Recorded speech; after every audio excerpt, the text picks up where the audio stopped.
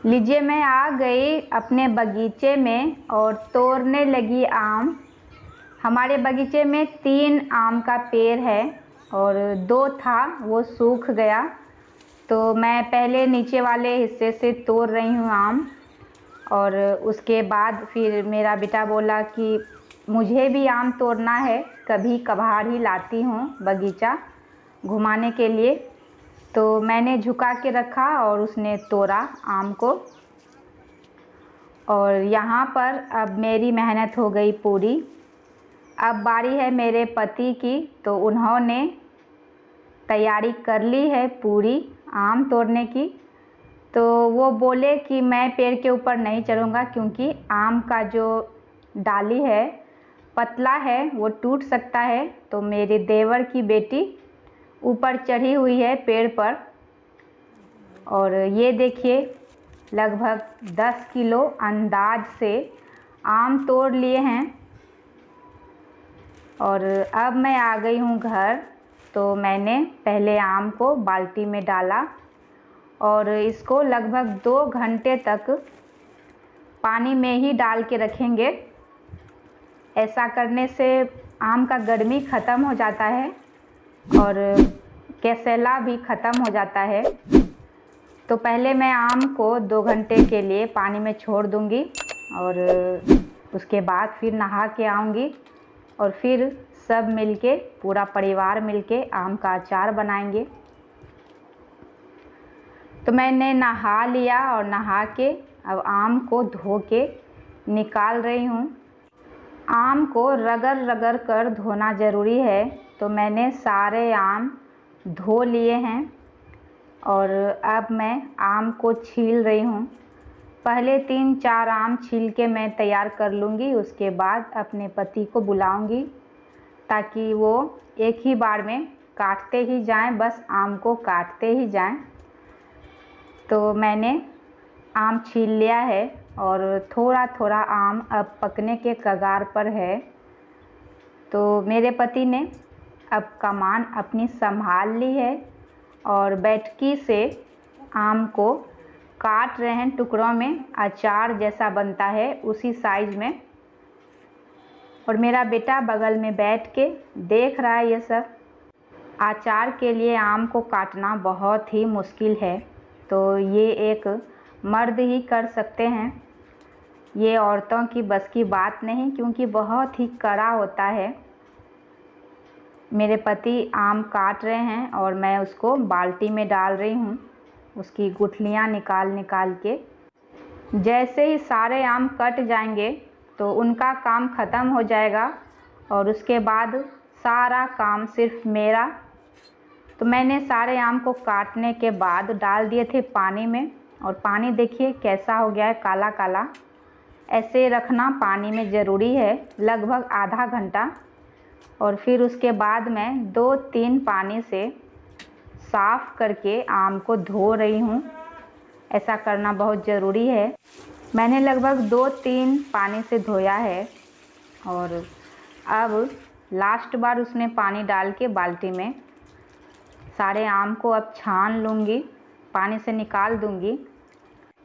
मैंने खटिया को साफ़ कर लिया था और उसी के ऊपर कटा हुआ आम फैलाऊँगी।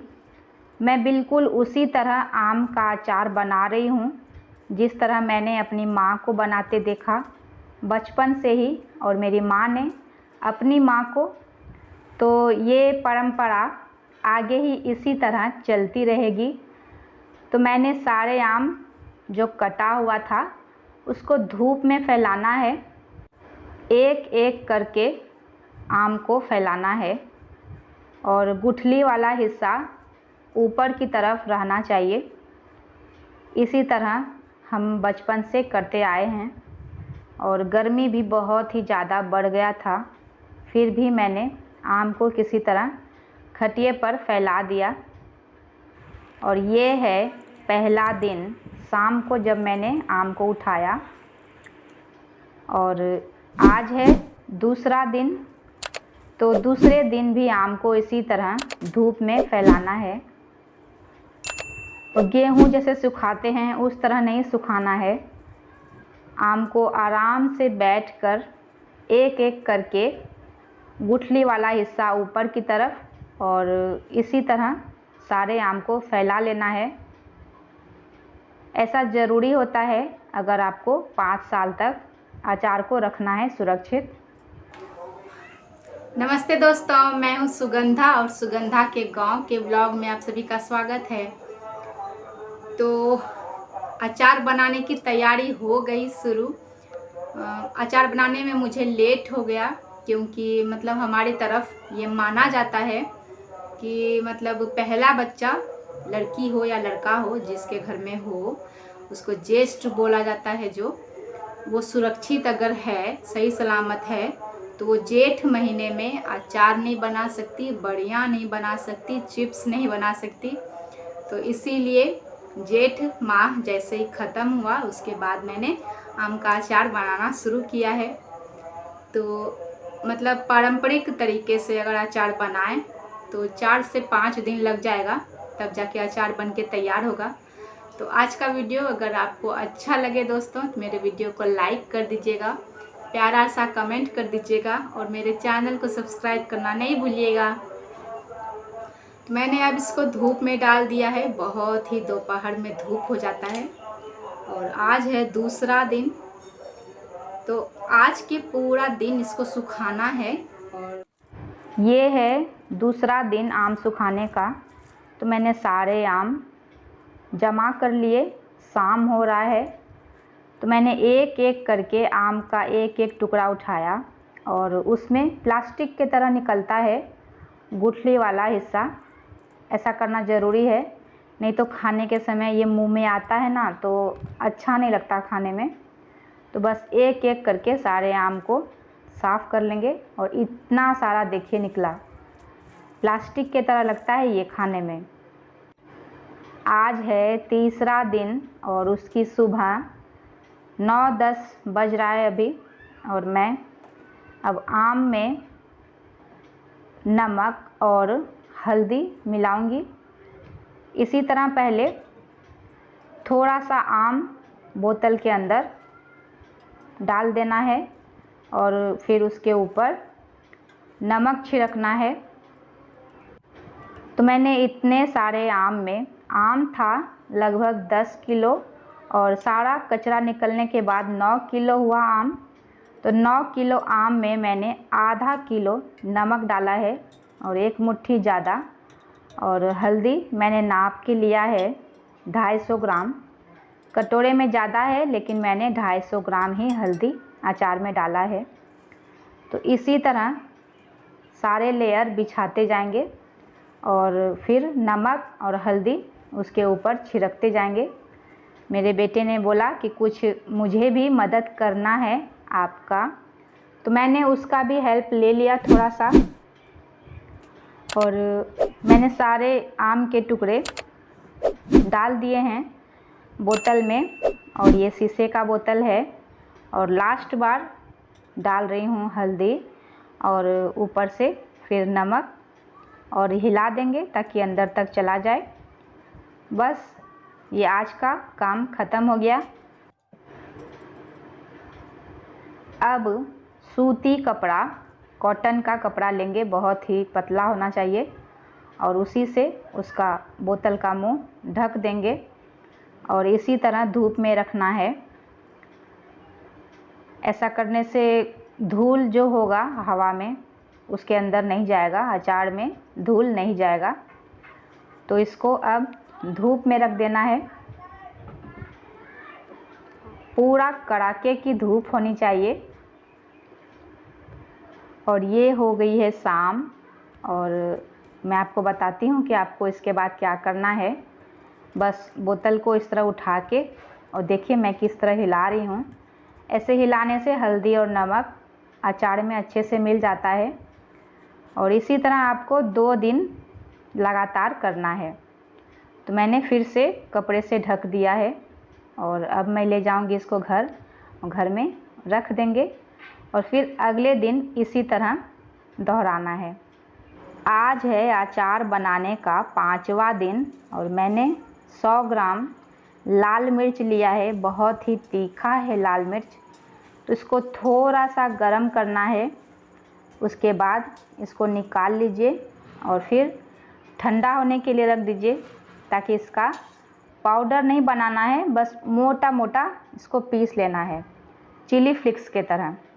उसके बाद मैंने लिए हैं बहुत से मसाले, इसको बोलते हैं पत्थर का फूल, और इससे बहुत ही अच्छा खुशबू आता है। और इसको तो आप पहचानते ही हैं, दालचीनी है, ये धनिया है, और इसमें है बहुत से मसाले, इसको बोलते हैं पंचफोरन। तो मैंने सौंफ लिया है ज़्यादा, मुझे सौंफ का स्वाद बहुत पसंद है। तो मैंने सबसे पहले कढ़ाई में डाल दिया है दालचीनी, इसको थोड़ा सा भूनेंगे ताकि अच्छा पाउडर बनके तैयार हो। और उसके बाद मैंने पत्थर का फूल लिया है, उसको भी अच्छे से भूनेंगे। आप कहीं भी मसाले की दुकान में पत्थर का फूल मांगिएगा तो आपको आसानी से मिल जाएगा। तो मैंने थोड़ा थोड़ा दोनों को भूनने के बाद अब डाल दिया है धनिया और पंचफोरन। उसमें बहुत से मसाले होते हैं। पंचफोरन में होता है सौंफ, अजवाइन, जीरा, कलौंजी और मेथी, ये सब मिलके पंचफोरन बनता है। सारे मसाले को मैंने अच्छे से भून लिया है और मैंने निकाल लिया ठंडा होने के लिए। उसी कढ़ाई में मैंने डाल दिया है सरसों का तेल, और वो भी कोल्हू का तेल है, ये बहुत ही सुगंधित होता है अचार के लिए। और मैंने सारे मसाले भी अच्छे से पीस लिए जो मैंने भुने थे। मिर्ची को बस चिली फ्लिक्स के तरह ही पीसना है, मोटा मोटा। और ये है खड़ा पंचफोरन। सौंफ इसमें बहुत ज़्यादा है क्योंकि मुझे सौंफ ज़्यादा पसंद है अचार में। और ये है अचार जिसको मैंने पहले से ही नमक और हल्दी डाल के रखा था। अब ये हो गया है तैयार। अब इसको निकाल लेंगे एक बड़े से बर्तन में। ये देखिए कितना अच्छा लग रहा है, इसका खुशबू भी बहुत ही अच्छा है। तो इसको मैं निकाल रही हूँ एक बड़े से बर्तन में। सारे मैंने निकाल लिए और इसके बाद इसमें डालेंगे एक एक करके सारे मसाले। तो सबसे पहले मैंने डाला है पिसा हुआ मसाला, बहुत ही ज़्यादा अच्छा खुशबू आ रहा है इसमें। और उसके बाद मिर्ची, लाल मिर्च बहुत ज़्यादा तीखा है, आप ज़्यादा तीखा पसंद करते हैं तो इससे ज़्यादा डालिए। और ये है पंचफोरन, जैसे कि मैंने आपको बताया था, बस इसको भी खड़ा ही डाल देना है अचार में। और मैंने अभी थोड़ा सा लिया है गरम तेल, तो थोड़ा सा ठंडा हो गया था तो मैंने आधा लिया है, आधा बगल में रखा है। थोड़ा थोड़ा करके तेल डालते जाएंगे और अचार में मिलाते जाएंगे। जैसे जैसे अचार में सारे मसाले लगते जाएंगे इसकी खुशबू और भी बढ़ती जाएगी। काश कि मैं आपको इसकी खुशबू सूंघा पाती, लेकिन बस आप सब देख के ही मज़ा लीजिए कि कितना स्वादिष्ट और चटपटा आम का अचार बन के तैयार हुआ है। बिल्कुल वैसा ही जैसे कि हमारी नानी दादी बनाया करती थी, पूरा पारंपरिक तरीके से। मैंने सारा मसाला जब मिला ही लिया तो मैंने उसको डाल दिया है बोतल में। इसको हम लोग बियाम बोलते हैं। तो उसी के अंदर मैंने सारे अचार डाल दिए और मसाले भी। ये देखिए आज है अचार बनाने का आखिरी दिन और मैंने अचार में सारे मसाले बहुत ही अच्छे से मिला के रख दिया। और अब क्या करना है, इसको मतलब लगातार 3 से 4 दिन तक धूप देना है। और उसके बाद एक दिन छोड़ के भी आप दे सकते हैं। और अगर आप चाहते हैं पूरा यकीन से कि मुझे 5 साल तक इस अचार को रखना ही है, तो आप इसको बीच बीच में धूप बस दिखा दीजिए। मतलब दिन भर में कम से कम 3 से 4 घंटे धूप इसको दिखा दीजिए। हफ्ते में, 10 दिन में, महीने में, 2 महीने में, इस तरह करते करते तो ये अचार आपको 5 साल तक चलेगा ही चलेगा। क्योंकि हम लोग खुद 4 साल तक इस अचार को रख के खाए हैं। उसके बाद अचार बचा ही नहीं कि उसको 5 साल तक रख सके। तो आज का वीडियो आप सबको कैसा लगा दोस्तों, मुझे कमेंट बॉक्स में लिख के ज़रूर बताइएगा। वीडियो अच्छा लगा हो तो प्लीज़ लाइक करिएगा और मेरे चैनल को सब्सक्राइब करके मुझे और मेरे चैनल को सपोर्ट ज़रूर करिएगा। तो आज के लिए बस इतना ही, मिलते हैं अगले व्लॉग में। आप सबका वीडियो देखने के लिए धन्यवाद।